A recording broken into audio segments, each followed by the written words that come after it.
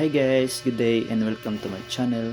Today, I will discuss the traditional expression and the performing arts in the Philippines. So first is the traditional expression. Are you familiar with traditional expression, guys? Now, I know all of you can familiarize with traditional expression, but this is our culture that have been passed through generations nga bisan pag wala pa ta na tao or imong may ginikanan naa na gid ni siya. So this expression are existing in daily life, artistic performance, rituals, and social interaction.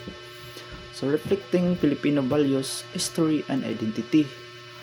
So one of the most important forms of traditional expression is oral tradition, which include salokain, bugtong, and folktales.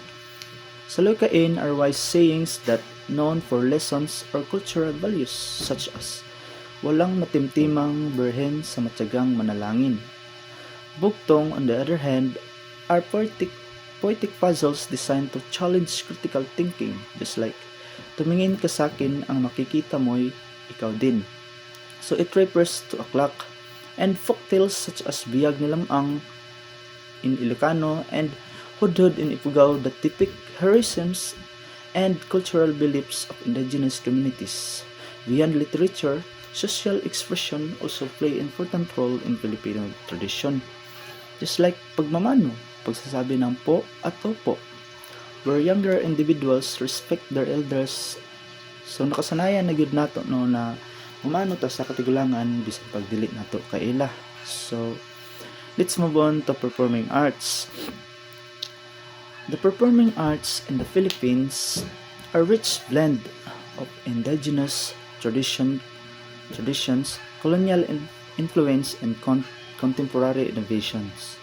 They include a variety of artistic expressions, including theater, dance, music, and film, reflecting our very own cultural heritage.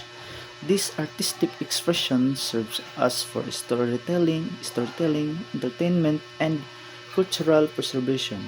One of the earliest forms of performing arts in the Philippines is traditional indigenous rituals and dances just like Hudhud and Alim, epic chants of the Ifugao people that narrate historical and mythological tales.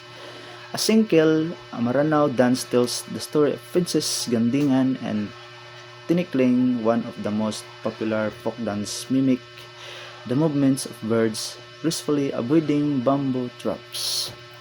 And that's all for today's video, guys, and thank you and mabuhay kayong lahat.